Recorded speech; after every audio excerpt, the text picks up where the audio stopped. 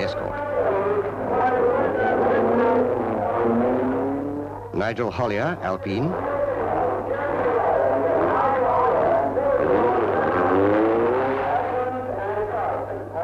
Pierre Eklund, Saab. Henry Bradley, RS 1600.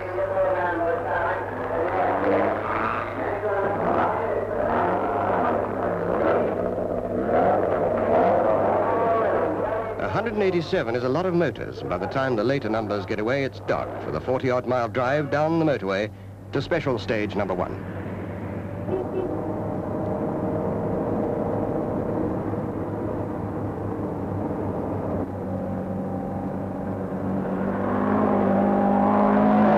Stage 1, 23 miles in length, is called the Sweat House, and it lives up to its name.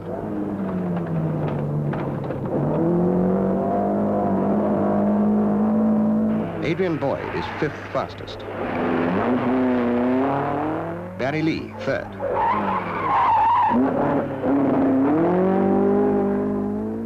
Hollier beats them all. There's Kulang, Opel. Carl Curley of Ireland, 4th fastest. And Roy Fiddler.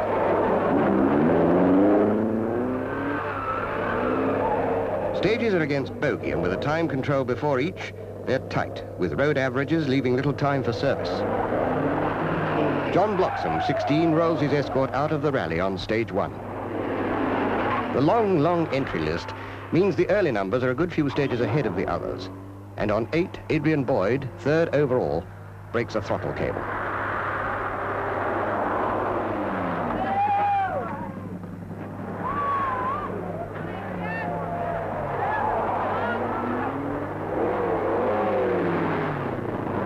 Four minutes and maximum points are lost. A depressing first night for the 1960 winners.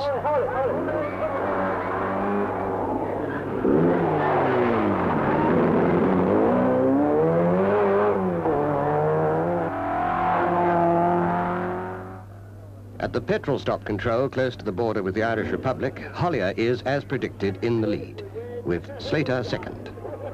Fiddler, Folks and Kulang come next. The border check is virtually non-existent for the rally cars.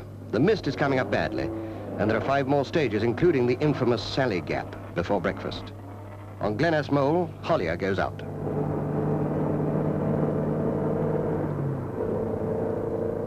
Dawn now, and Barry Lee on stage 13.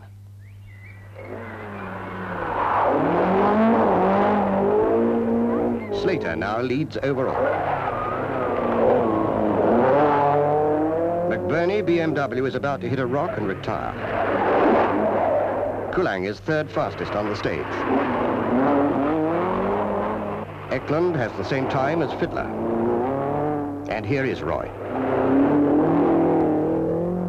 13's unlucky for car 13. Henry Bradley loses spark and gets a maximum penalty of 51 points, the equivalent of 4.5 minutes.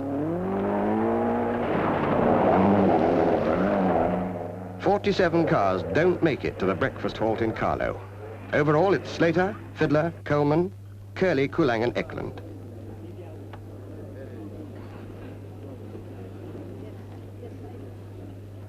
Adrian Boyd freshens up and wonders if his loss on stage 8 is too much to make up. And now Sclater leads the field away for the 7 more stages before the first night stop in Killarney, across the other side of the Emerald Isle. Even between stages, the pressure is on, for in the circuit only 15 minutes lateness is allowed, and there's service to be done. In front is Barry's twin cam.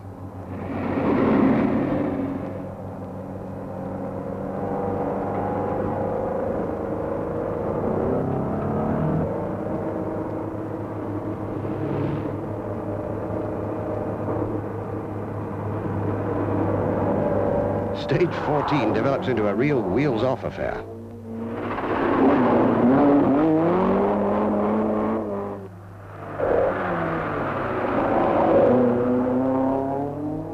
Folks goes out here, and 3 stages later, number 24, Bean, is another casualty. Kulang goes on the next.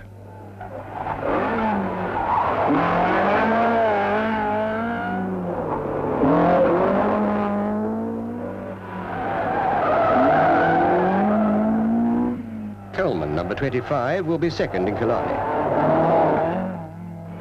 Paddy Hopkirk is still pushing the camera car around, and in this company, pushing is the operative word. This is stage 18.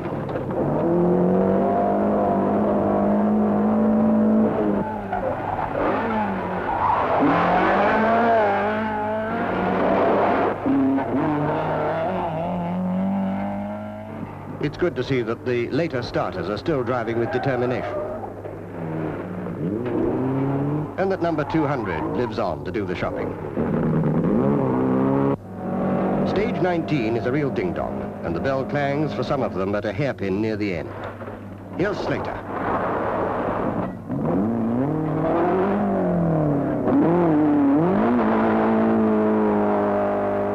Boyd. This is one Beatty Crawford does remember. The front wheelers should have been okay, but some come a bit unstuck.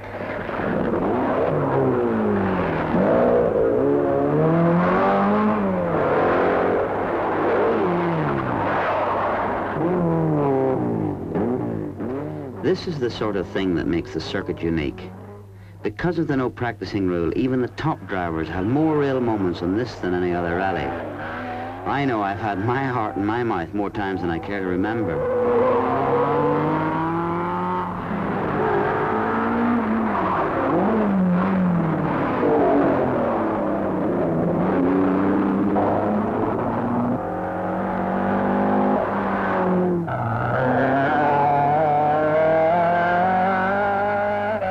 And so on to Killarney, with a few inevitable hold-ups on the way. But at least there's a night in bed in prospect.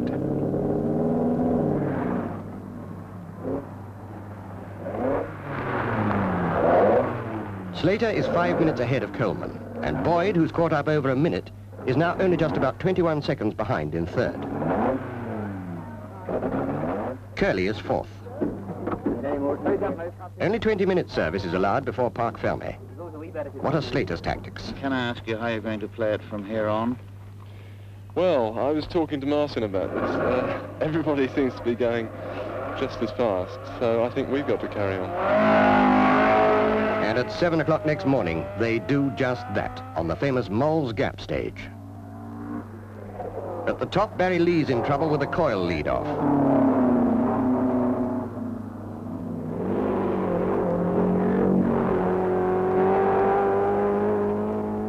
Valuable time is lost, but the getaway is fast and spectacular.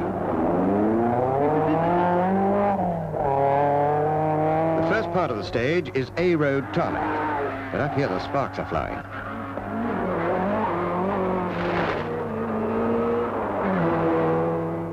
Paddy has a go with a Swedish Toyota. In a 1600 GT, that's not bad. Well, it's always easier to follow the brake lights of the man in front. The surface here is like sandpaper anyhow, and most of the drivers are on racing tires. This Moll's Gap stage really sets the pace for the Sunday run. Jerry Ford's on fire. Officially, he's out of the rally, but on the Sunday you can take part again for a separate prize. It's not serious, and the kindly fire extinguisher isn't really needed. Carl Curley, ahead there, is in gearbox trouble. He gets through the day without losing his fourth position overall, but it's only the dedicated service of his crew that keeps him mobile. Now the famous Cod's Head. Cod's Head is a twisty down, a rapid climb, and an even more twisty descent to the sea. Paddy shows us what it's like. It's another of the traditional stages. It's on a real boreen. That's Irish for a little twisty road. There are patches of loose surface, and it's here that you really miss having pace notes. This is part of the famous Ring of Kerry, and it's right along the Atlantic coast, but only the tourists have time to look. So far, Boyd has won every stage today. He's second now, nibbling at Sclater's lead. It's a great day for the Irish, all right.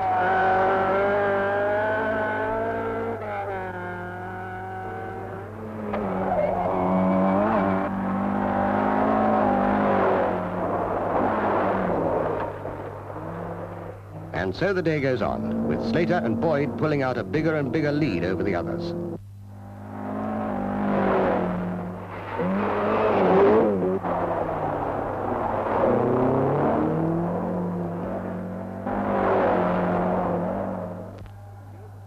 This is the well-remembered Healy Pass. Hairpin after hairpin, a sort of Irish Stelvio. Sclater loses another 4 seconds to Boyd on this. And here is Boyd. Lee is trying hard to catch them up.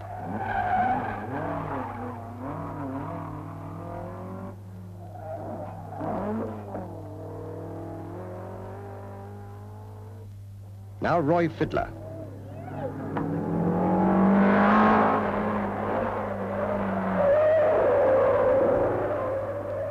Henry Bradley's in Andy's form. Coleman is now third overall. Robin Eyre Monsell spins on Healy every year, but never near a camera.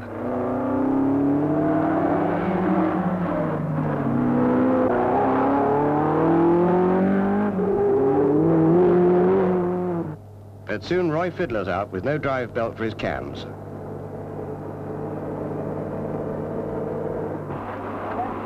At the typical Kerry town of Kenmare, the service boys and girls are hard at work.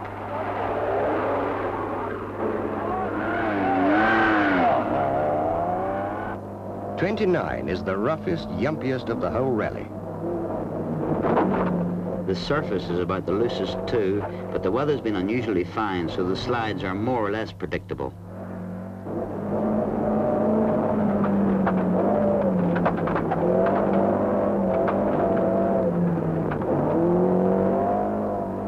It was a jump like that put me on my roof in 1966, and it didn't do them any good at all.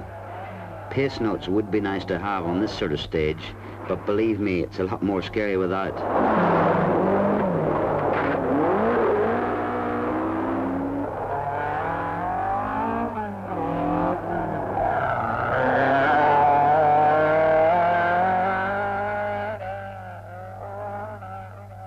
Back in Killarney, Adrian Boyd, fastest on every stage of the Kerry Ring, has rested over 2.5 minutes back from Sclater and won the day's special prize. Sclater is less than 3 minutes up now.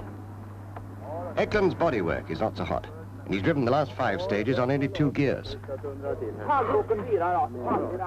Curly's gearbox is even sadder.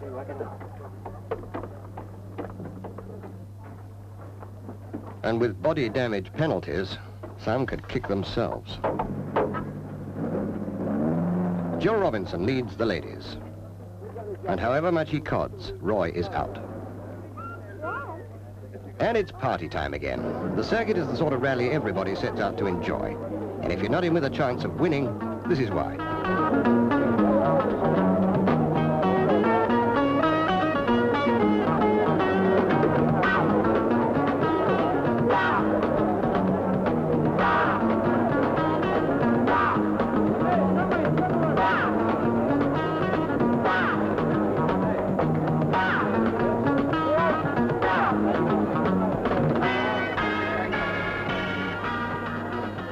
The Sabbath in Killarney is the high spot, but next morning, oh, the noise.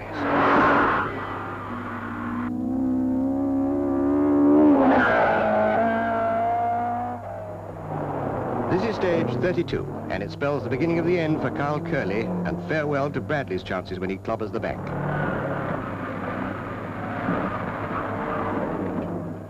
They can't all be circuit victims. More a tribute to the Irish love of historic relics.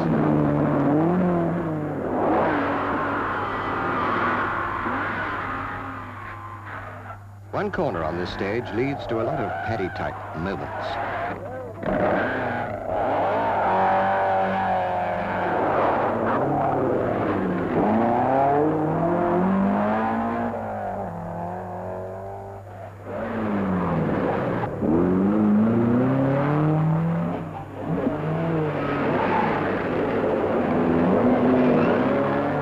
Sclater loses a spring, which slows him down for a stage or two. And Boyd starts 38, 1 minute, 18 seconds in the lead. Barry Lee is 15 minutes down. There's Sclater, still in spring bother.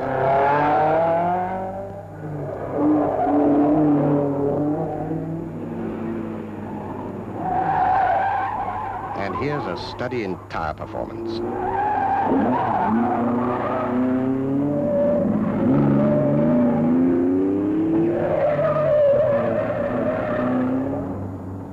dear.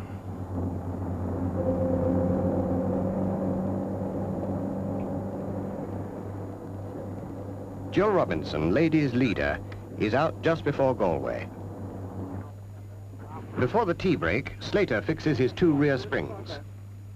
He's back in the lead again, after a loose coil lead cost Boyd 2 minutes later on in stage 38. So it's all wide open again, with Coleman only 4 minutes behind.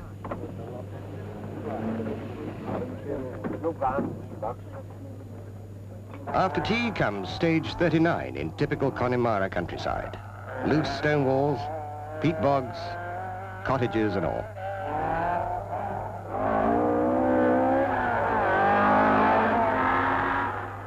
Here comes Paddy in hot pursuit of Vard's Porsche. Not bad for a 1600 GT. Well, the only reason I could get on close terms here is that Vard's shockers have had it. Watch the dust go up as he nearly loses it braking for that 90 right. Here again, his moment gives me a clue of what to expect. And spare a thought for poor Neil Kennedy, who sits quietly through it all, driving the camera.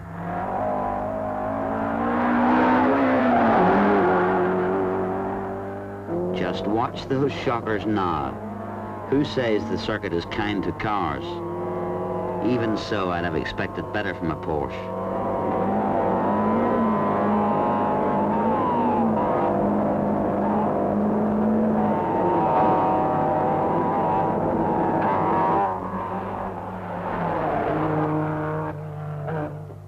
But all their efforts are of no avail, for Butler's Capri crashes badly.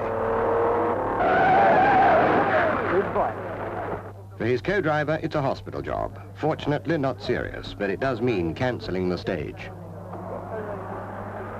So those who've not risked life and limb on one of the trickiest bits of all meander slowly down. It's darkening now as they start on the beginning of the last night, stage 43, Loch Nafui.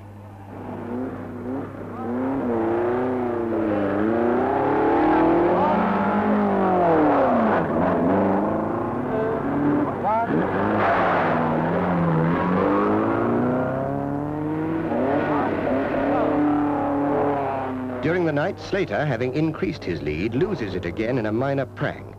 And when the cars reach Atlantic Drive just before the 3:30 breakfast, he's 40 seconds down on Boyd. The stage is nasty, especially at this hour of the morning. Yes, this is the time that men, and that includes the drivers, are at their lowest ebb, and it's been a long, long way from Killarney. The lights show how bumpy it is. When I'm competing for roads like this, I use Ron O'Alton's technique of having one fog pointing upwards so that I can see when braking and the other right down for the brows. Usually the rally is decided by this time, but this year it's still wide open. I've never seen it so dry and clear up here before.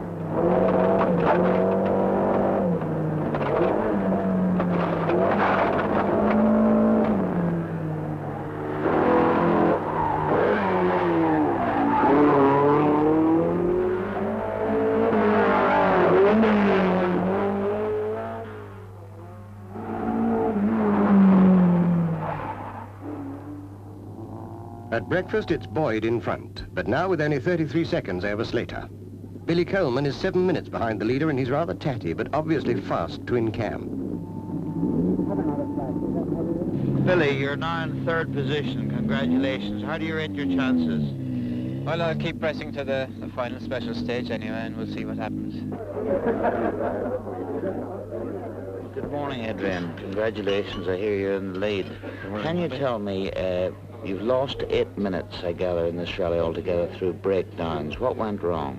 Well, first of all, we had an accelerator cable break in the middle of a stage, and that cost us 5 minutes. And the next, just not so long ago, we had an ignition lead come off the distributor, which cost us another 2.5 minutes, 3 minutes. Chris, I hear you've lost your lead. What happened? Yeah, about 6 or 7 stages back, tarmac stage ended up with newly surfaced loose trippings on, and we just overdid it and hit a concrete post. we're going to have to go 10 tenths from now on because Chris Sclater's not so very far behind us, and you know, it's still very, very close. Yes, close indeed, as the cars prepare to set out on the last telling stages of the event.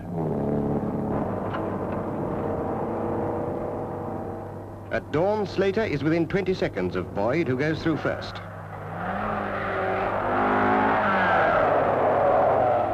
This is stage 55, and when Sclater does come, he's well down on time, and it looks as though he's rolled it. Boyd's lead has now grown to 9 minutes. Handsome with only 4 stages to go.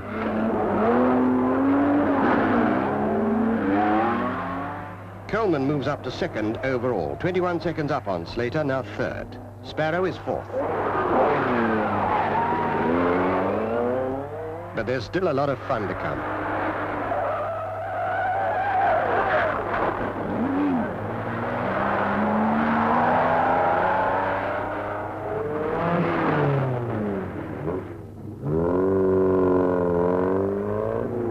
Why go that way round?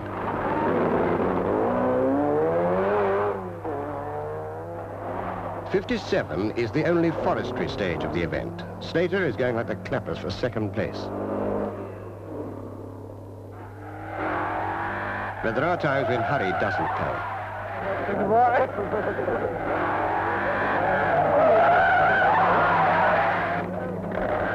As a result of this, he loses another 20 seconds to Boyd. Not that Boyd's very clever when he gets to the same place.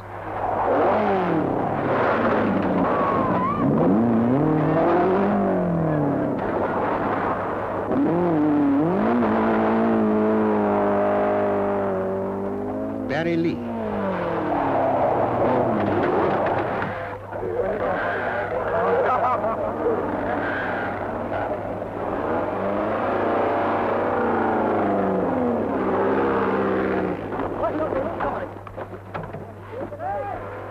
Eklund has now done 30 stages on his 2 gears, but this is his last. It's a front-wheeler's fiesta. Johnson is fastest on the stage. For a big car, McCartney puts the 2.5 PI round a treat. Now to the penultimate stage, Tor Head. Sclater is the only one to clean it. 5 seconds under, he snatches second place by a gnat's whisker. Boyd doesn't have to hurry. He gives Sclater 42 seconds. Barry Lee is 5th overall.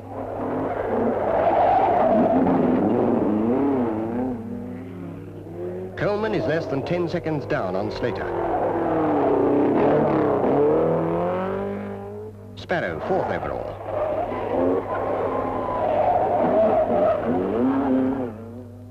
Tor Head is a real killer for the tired drivers. But there's one thing about it, it's still fine. I've never known the circuit like it for weather. It's been perfect all the way.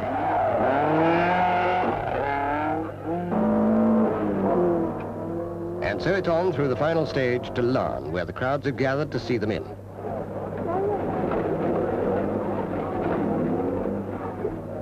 The overall winners, Adrian Boyd and Beatty Crawford, victors again after 11 years.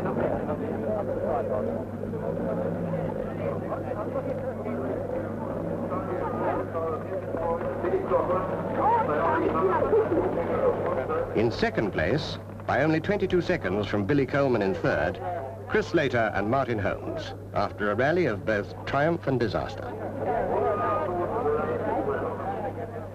For the victors, congratulations. But remember that